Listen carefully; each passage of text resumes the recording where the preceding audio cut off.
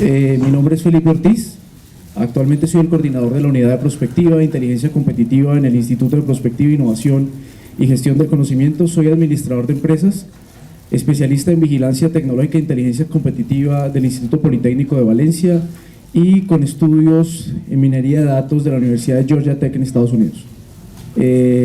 Primero que todo, para mí es todo un honor estar presente a ustedes, sobre todo porque la Facultad de Ingenierías para mí representa muchísimo y dentro del Instituto de Prospectiva la Facultad de Ingeniería siempre ha tenido un lugar muy importante.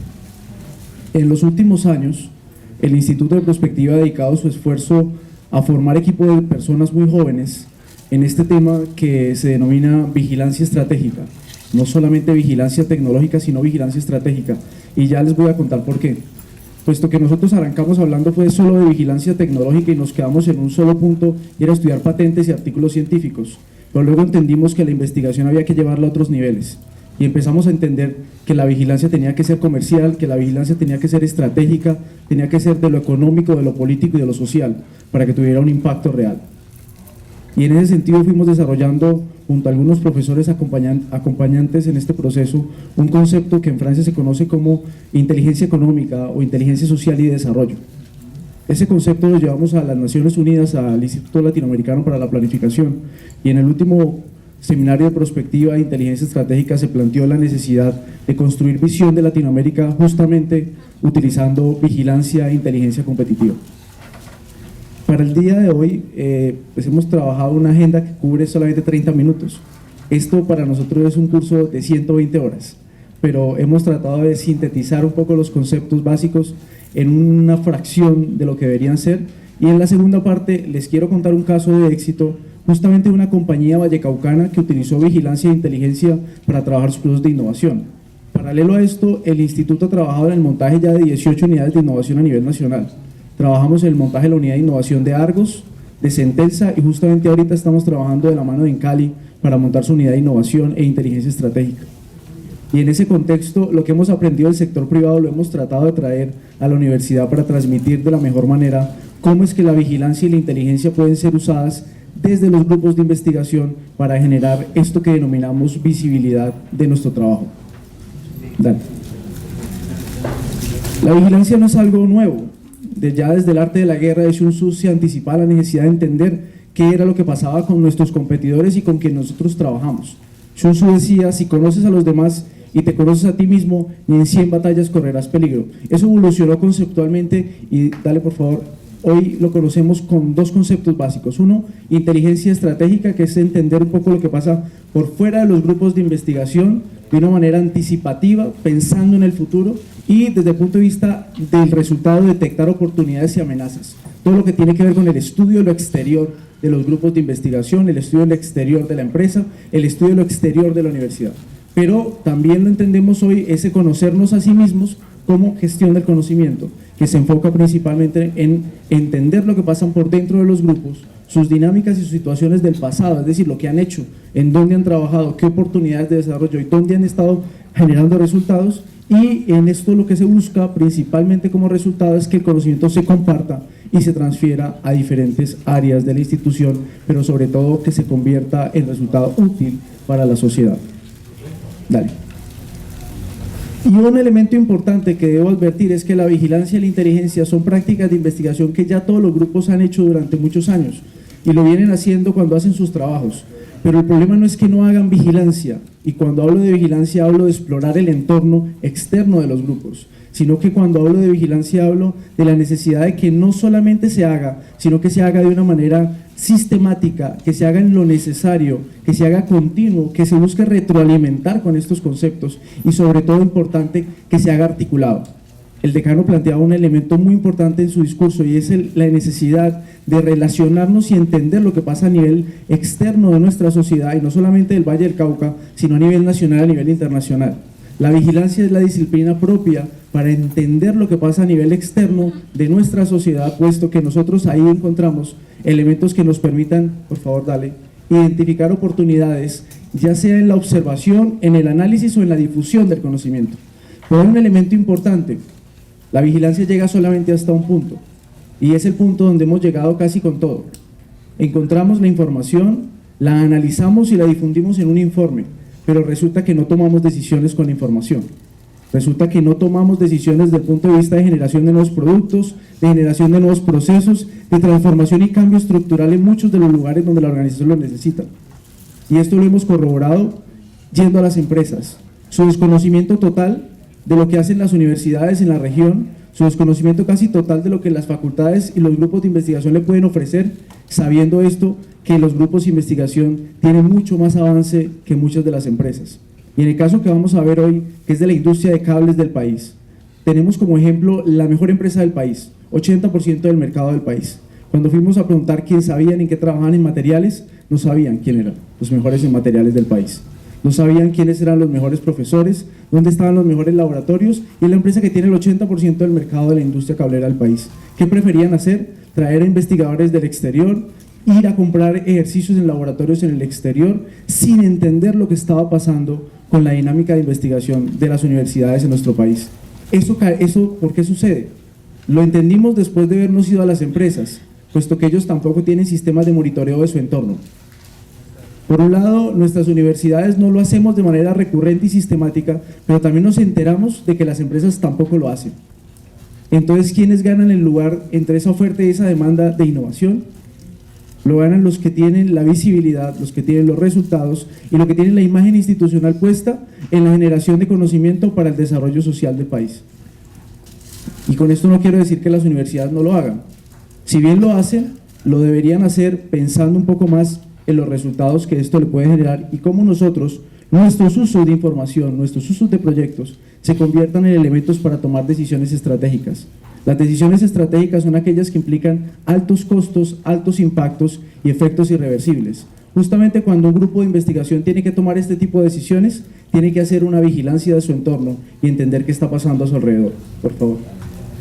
La vigilancia es una de las 6 funciones de la gestión tecnológica, y por aquí me encontré a uno de mis profesores de gestión tecnológica y recordé un poco, por eso traigo esta diapositiva, lo importante que es entender esto en un contexto, que no es nada nuevo, pero que es importante renovar el cómo lo hacemos, en la práctica y en el uso de nuestras herramientas, puesto que hacer vigilancia hoy es muy diferente a hacer vigilancia hace 10 años. Los motores de búsqueda, hoy tenemos más de 450.000 sistemas de búsqueda de información, tenemos más de 750.000 bibliotecas ilustradas a nivel tecnológico para poder descargar información. La semana pasada estuvimos en el evento HIT de gestión de información de las bibliotecas de a nivel nacional e internacional. Nos encontramos con la lógica de que las bibliotecas quieren cambiar su forma de ser bibliotecas y la necesidad de hacerlo implica que identifiquen oportunidades en el desarrollo internacional de las bibliotecas, temas y estudiar a profundidad cuáles son los nuevos modelos de desarrollo para que no sigamos repitiendo la misma historia de los últimos 20 o 30 años. Y la biblioteca de la Universidad del Valle, que es para mí la mejor del país, ha logrado empezar a trabajar en una construcción de visión de futuro sobre lo que quiere ser en su sistema de bibliotecas. Pero en este sentido, la vigilancia solamente es una de las funciones de la gestión y es seguir la evolución de las nuevas tecnologías y vigilar las tecnologías de los competidores, pero esa definición se quedó muy corta, ¿sí? Por tanto, lo que hemos intentado hacer es trabajar los conceptos de vigilancia y estos cómo pueden ser usados dentro del ejercicio de hacer investigación en una universidad. Por favor. Y hablamos ya entonces de 5 tipos de vigilancia: una vigilancia de tipo competitivo, una vigilancia de tipo comercial, una vigilancia de tipo tecnológico, una vigilancia de tipo científico-tecnológico y una vigilancia de tipo estratégico. Por favor. La vigilancia de tipo competitivo es aquella vigilancia que las empresas entienden sobre lo que hacen sus competidores. Pero si tú estás en un grupo de investigación, en un centro de desarrollo tecnológico, lo tienes que entender como la vigilancia de referencia. Lo que debemos identificar es dónde están esos productos sustitutos a aquello que está hoy desarrollando los grupos de investigación, aquello que está desarrollando nuestros centros de investigación, dónde están los mercados potenciales para el desarrollo de ese tipo de investigaciones, dónde están los socios estratégicos y qué actividades se están desarrollando, qué mercados reales o actuales hay para el potencial de la investigación que se está haciendo. Probablemente identificar competencia nacional o internacional que pueda ser importante para mi referenciación de largo plazo. Yo no puedo ser algo si no puedo entender qué está pasando a nivel internacional con ese algo. La importancia de tener un sistema de monitoreo de bases de datos de patentes, artículos científicos, pero sobre todo dinámica de investigación, es fundamental a la hora de hacer investigación hoy de impacto internacional. Y esto tiene que ver con que hagamos un sistema también para entender qué pasa con los competidores, qué pasa con los sustitutos, qué pasa con esos posibles y nuevos competidores de investigación a nivel nacional, a nivel internacional, y cómo es que se desempeñan las otras universidades y en qué campos están trabajando. La necesidad de entender qué pasa con nuestros vecinos, pero no solamente nuestros vecinos a nivel local, sino nuestros vecinos a nivel regional, a nivel latinoamericano y a nivel global, es fundamental para que los grupos de investigación lo hagan. Y yo no digo con esto que no lo hagan, lo que digo es que debemos hacer un proceso sistemático de vigilancia de esos grupos. Y les voy a contar una anécdota. Hace por lo menos 2 años en Colciencias intentamos llevar esto a los centros de excelencia, y una directora de un centro de excelencia se levantó y me dijo: usted no me va a enseñar absolutamente nada de mi disciplina.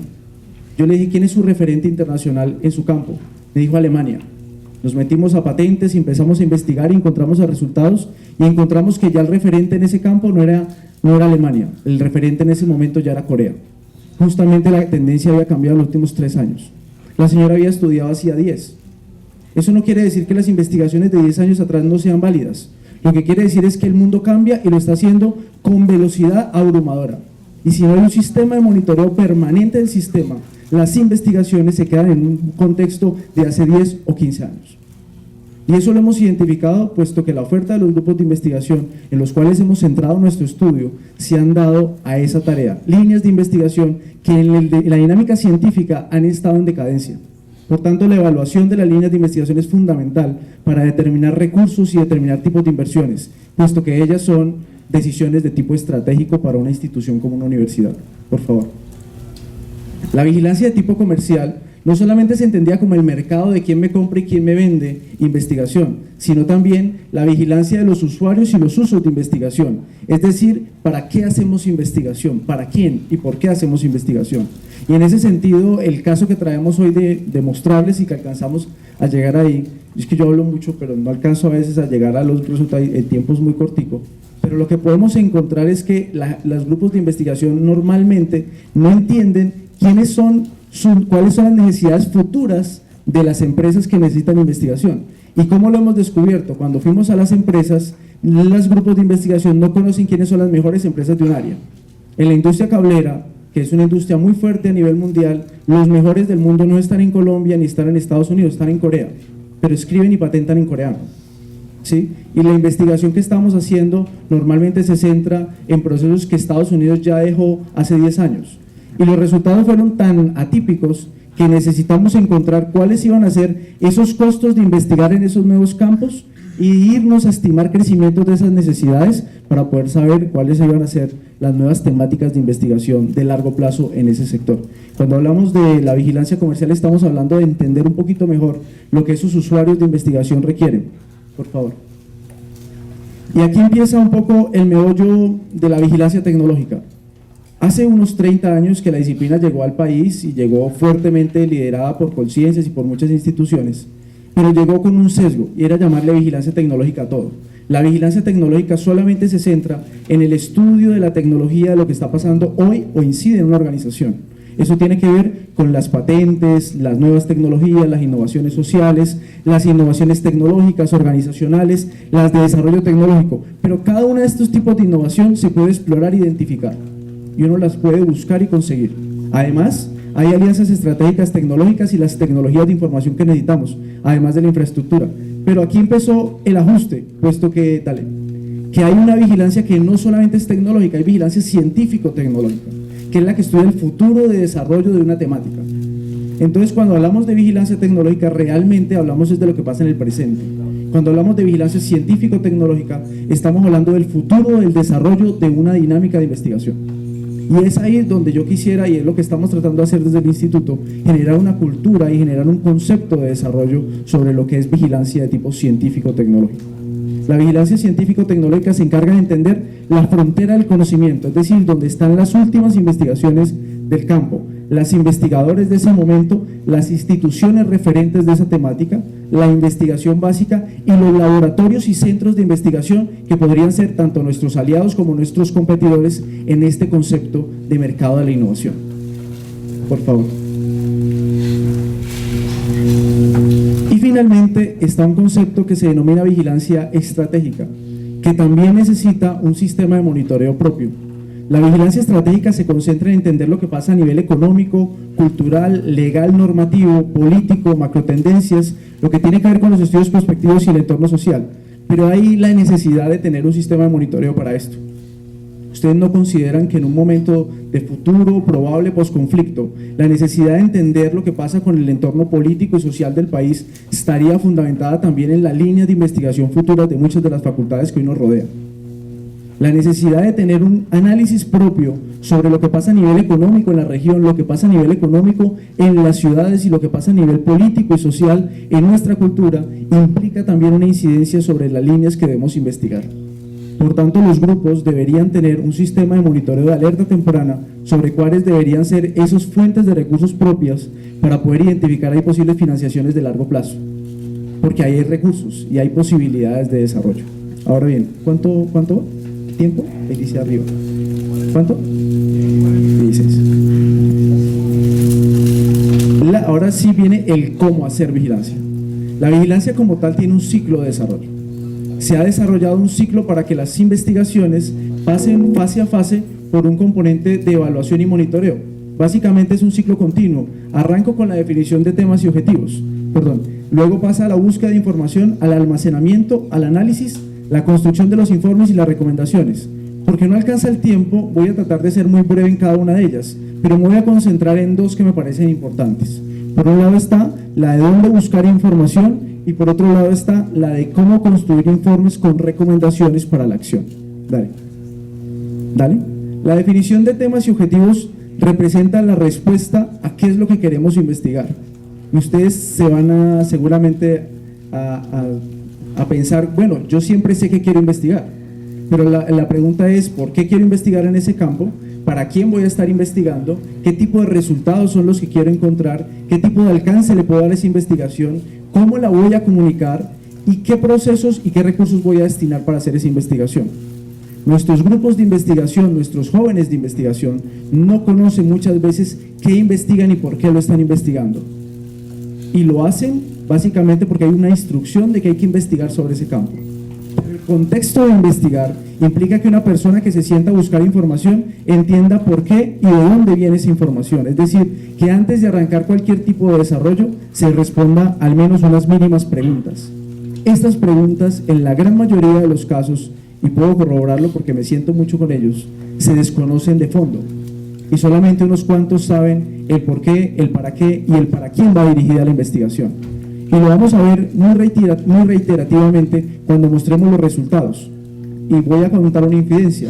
Cuando estábamos haciendo un proyecto que era la construcción del Centro de Desarrollo Tecnológico Automotriz, con Acolfa, Andy, Colciencia, General Motors, Renault, todas las empresas grandes autopartistas y ensambladores del país, llegamos nosotros con un libro de 1500 páginas y lo colocamos en una junta directiva. Lo primero que nos dijeron fue, nosotros muy emocionados porque llevamos una investigación de casi 2 años de trabajo, colocamos el libro y nos dijeron los gerentes de las empresas, nosotros no nos vamos a leer eso, Felipe, no tenemos tiempo y no lo vamos a hacer. Luego dijeron, hagan un resumen, hicimos un resumen de 150, el de 150 dijeron que tampoco se lo leían, no tenían tiempo. Terminamos haciendo un resumen de 25 páginas y nos dijeron, se lo voy a pasar a mis gerentes. Nos pidieron un resumen de 5 páginas, con las observaciones, los comentarios, las decisiones que se tenían que tomar. Pero eso era por una razón, porque nosotros no entendimos de arranque a quién iba dirigida la investigación que estábamos construyendo. Y esto que les estoy contando es de la viva historia de trabajo de investigación-acción, dentro del trabajo corporativo, dentro del trabajo institucional que se ha venido haciendo desde el instituto. Pero esto nos ha obligado también a que antes de que arranquemos cualquier tipo de investigación, nos preguntemos para quién estamos trabajando y qué tipo de resultados son los que queremos desarrollar. Por favor. Voy a ir a la búsqueda de información solamente para hacer una mención comercial. Dale. Las bases de datos sobre información requieren conocimiento y práctica en su manejo. Yo me he asombrado, yendo a los grupos de investigación de muchas facultades, sentándome en talleres con ellos, personas que solamente saben manejar Google y solamente saben manejar 2 o 3 bases de datos. Hay 350.000 bases de datos desarrolladas para investigadores en el mundo. Y Google no es la única y no es la mejor, es la peor de todas, porque es una base de datos de indexación comercial, no es una base de indexación académica, pero casi todas las investigaciones arrancan por ahí.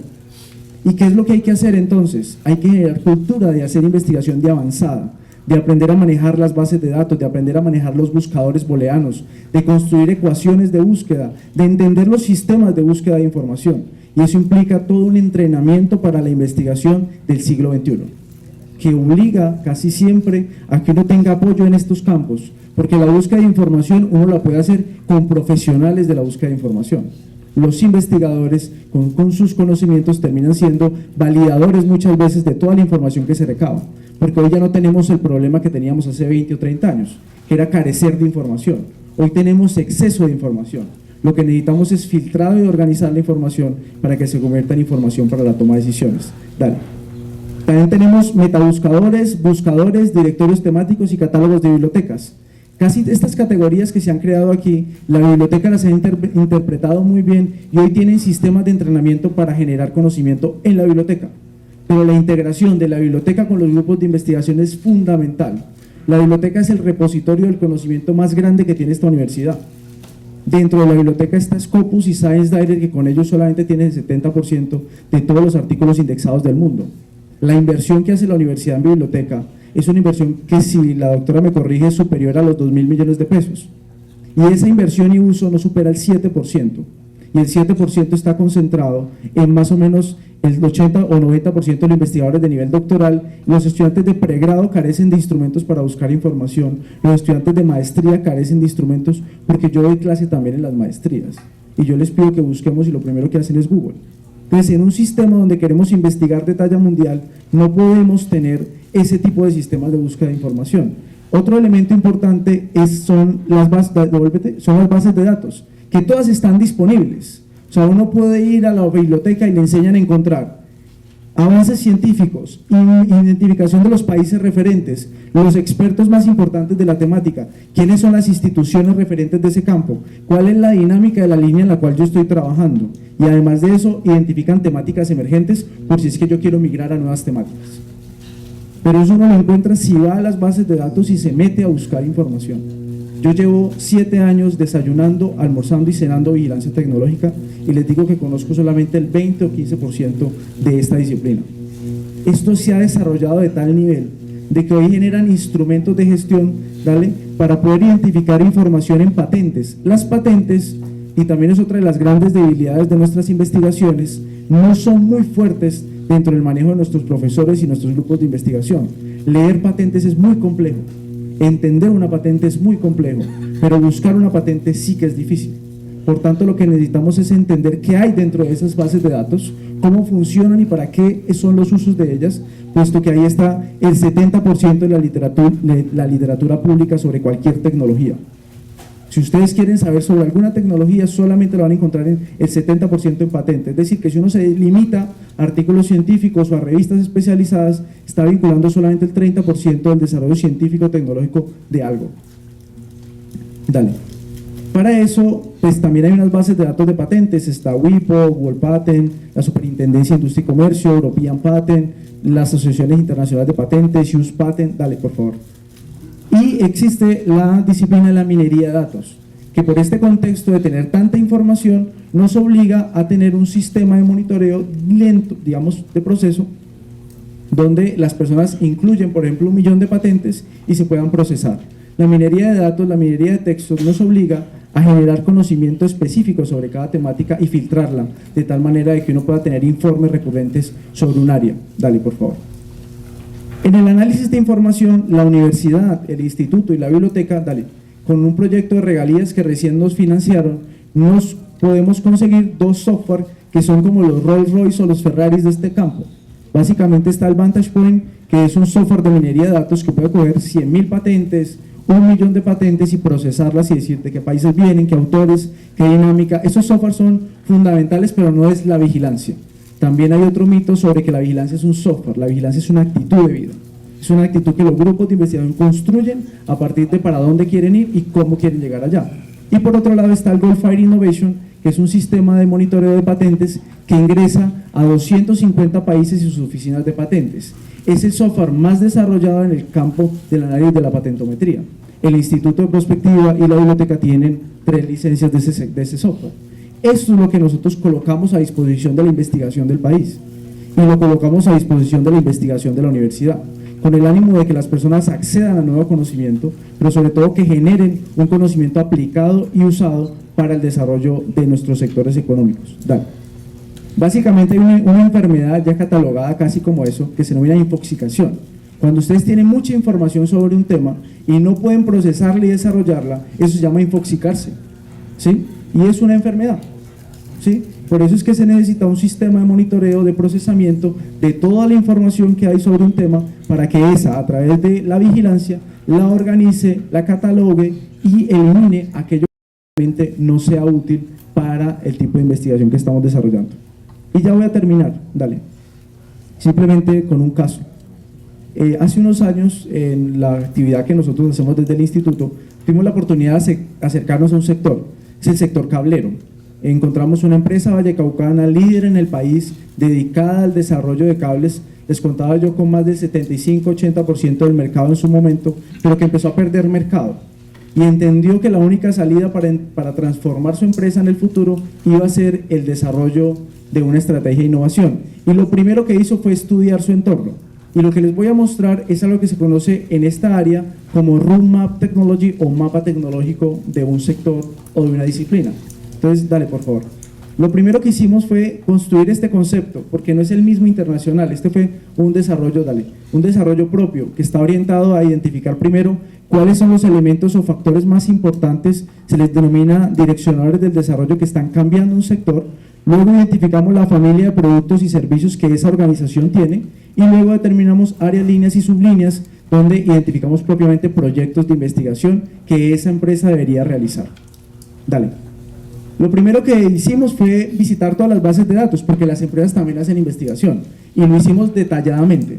Nos fuimos a trabajar con Science Direct, Scopus, EBSCO, Cyrus, Easy Web Knowledge, WIPO, Free Patent Online, IPS, PASENET y entre otras bases de datos que utilizamos de arranque.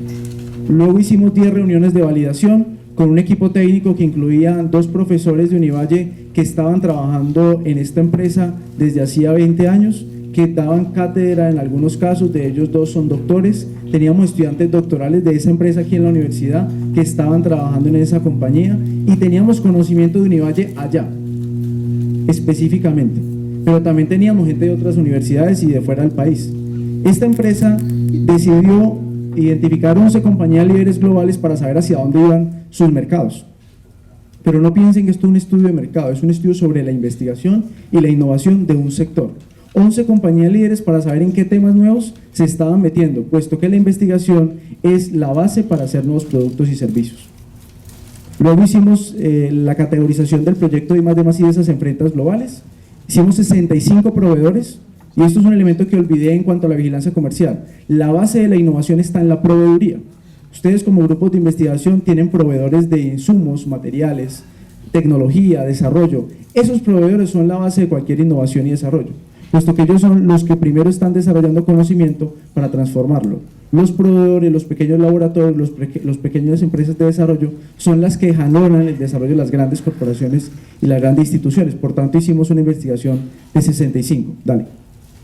¿Qué encontramos? Hace 20 años la gente compraba un cable simplemente porque el cable transmitiera energía. Hoy la gente compra el cable al menos por 4 razones: porque el cable sea ambientalmente sostenible, porque el cable cumpla eficientemente con su función, porque el cable tenga un diseño bonito y además tenga unos colores. Antes todos los cables eran negros, ahora hay cables de todos los colores, de todas las dimensiones. Hay diseños internos de los cables que transforman esa industria, y los que saben de cables entenderán de qué estoy hablando. Y el tema de seguridad, fundamental en los últimos 5 años, puesto que ya la gente quiere cables que al momento de incendiarse no te ahoguen, cables que cumplan con unas especificaciones de seguridad mínimas internacionales, y este negocio cambió. Hace 20 años se vendía un tipo de cable, hoy se vende otro tipo completamente distinto. ¿Qué fue lo que encontramos? Nos fuimos a ver las mejores empresas, 11 del mundo, General Cable, Nexans, Prysmian, y esto lo puede hacer un grupo de investigación también. Ver en qué áreas y qué temas de investigación están trabajando las mejores empresas del mundo. En este sector, estas empresas invierten lo que Colombia invierte en I+D+I durante 2 años. Ellos invierten, General Cable solamente en su presupuesto de I+D+I invierte 450.000 millones de dólares. Eso más o menos es como el doble de lo que invierte el país solo en investigación. Pero cuando uno va y mira a estas empresas por dentro, se encuentra un portafolio de I+D+I, sobre todo unas nuevas líneas de investigación muy interesantes que si las universidades somos capaces de atender con el largo plazo, podríamos tener un punto de llegada cuando hagamos proyectos de innovación, de cambio estructural. Por favor, ¿qué encontramos? Dale otra vez, dale hasta el final, dale, ¿otra vez? ¿Otra vez? Ahí. ¿Qué encontramos? Esta empresa y sus portafolios de servicios, de toda esta lista de servicios que había en el mercado, solamente vendían 5 tipos de cables. El resto no los vendían. Primer hallazgo para las directivas de la compañía. Segundo hallazgo, trabajan en todos estos proyectos de investigación los mejores del mundo. Los rojitos son los únicos en los que la empresa incursionaba en algún momento. Los negros son los posibles proyectos potenciales de I+D+I que esa empresa podría desarrollar. Ahora, en ese sentido, de todas esas líneas que se encontraron, son las líneas de desarrollo del futuro de un sector, las líneas del futuro de desarrollo de una industria. Por tanto, son las líneas de desarrollo también de muchas universidades, de muchos grupos de investigación que podrían encontrar en una empresa la oportunidad de articularse directamente frente a una agenda de largo plazo. El mapa tecnológico no es un instrumento privado, lo usa el gobierno de Singapur, Corea, Malasia, Indonesia, China y Japón como base de su agenda de I+D+I. Este instrumento nosotros lo hemos tratado de adaptar y convertir en un lenguaje muy simple, pero lo que hemos tratado de hacer también es que los grupos de investigación apropien el concepto, de tal manera de que a partir de hacer una vigilancia completa de su entorno, no solamente de patentes y artículos científicos, sino de lo que pasa a nivel comercial, político, institucional, de desarrollo, puedan incorporar eso a sus futuras agendas de investigación. Y la reflexión final, digamos, como para cerrar este tema, y pues para poder tener, digamos, espacio para sus preguntas. La investigación requiere de anticipación, la investigación requiere de métodos y procesos de vigilancia e inteligencia. Mi invitación es a que traten de explorar esta disciplina, no la dejen como una disciplina que me contaron por ahí, sino que traten de estudiar un poco sobre este campo. Créanme que les va a potencializar muchísimo los artículos, las patentes, las revisiones bibliográficas, pero sobre todo la pertinencia de la investigación que hacemos hoy en día. Y con esto les agradezco mucho su atención. Muchísimas gracias.